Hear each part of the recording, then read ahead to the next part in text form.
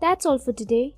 We just want you guys to be signing off and are bringing these COVID-related updates from quite a time so that we keep you updated about the coronaviruses.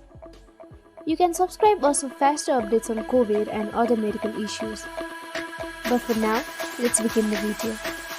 Today, we are talking about the emergence of a new virus, and this is not a variant of coronavirus which is a result of the mutations, but it's a new strain of coronavirus which is related to the Middle Eastern Respiratory Syndrome or MERS coronavirus, which could possibly be the deadliest of all.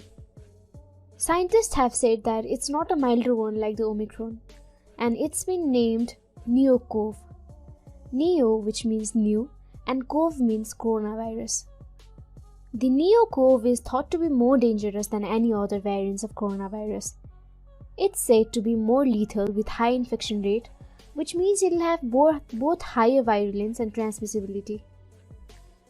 According to a study published in the Russian news website Sputnik, the high death rate of MERS might result in 1 out of every 3 infected persons dying on average. The NeoCoV variant was discovered among bat population in South Africa, and so far it's believed to have propagated only among these animals. The scientists in Wuhan, China, where the COVID-19 virus was first discovered in 2019, have issued concern about NeoCoV, a variant related to the Middle East Respiratory Syndrome or MERS-CoV that has been connected to the outburst in the Middle East in 2012 and 2015. Many people died in the past due to the infection. MERS, which stands for Middle East Respiratory Syndrome, is a viral respiratory infection of humans and camels, which first appeared in the Middle East region of the world. It was caused by a coronavirus named as Middle East Respiratory Syndrome coronavirus. The scientists have believed that the immunity triggered by prior infection or vaccination might be inadequate to protect humans from NeoCoV and PDF2180-CoV, which is one of the siblings of the NeoCoV. The scientists have now warned on the emergence of this new variant NeoCoV on the basis of a preprint on bioRIV website, but adequate information is yet to come. So how does the virus interact with human body? It's believed that the virus interacts with ACE2 receptors. ACE2, which stands for angiotensin converting enzyme, is a receptor which is protein in nature and are located in many cells and tissues, including the lungs, heart, kidney, blood vessels, and the GI tract, or the gastrointestinal tract.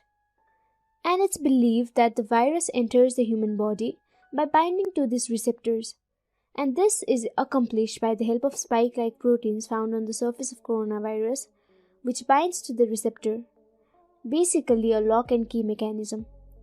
Hence, the ACE2 acts as the doorway for the entry of the virus. As of now, there have been no reported cases of NeoCoV infection in humans, which is a really good thing, and scientists are recommending further investigations to determine whether the virus is capable of infecting humans or not. The World Health Organization, which is in charge of identifying and notifying mutations and new virus outbreaks, has not made any statement yet. However, the virus might pose a threat to humans since animals, and particularly wild animals, are the source of more than 75% of all the emerging infectious diseases in humans, many of which are caused by the novel coronaviruses. The coronaviruses are often found in animals, including bats, which have been identified as a natural reservoir of many of these viruses. Well, whatever be the variant, we all know how to tackle a respiratory virus by now very well, and all we need is to keep ourselves protected from getting infected. The COVID-19 pandemic has taught us a lot, and the level of awareness is gradually rising. However, it's not still enough to uproot the virus completely. We should avoid crowd, wear masks properly, sanitize ourselves, and maintain social distancing. And by using masks properly, I mean using it covering from your nose up to your chin. We've seen people around us wearing masks covering just their mouth or just their nose, which is really funny because it's not going to protect you at all if you do so. Since the virus is highly contagious, maintaining these practices will protect not only you but also your family. That's all for today. We just want you guys to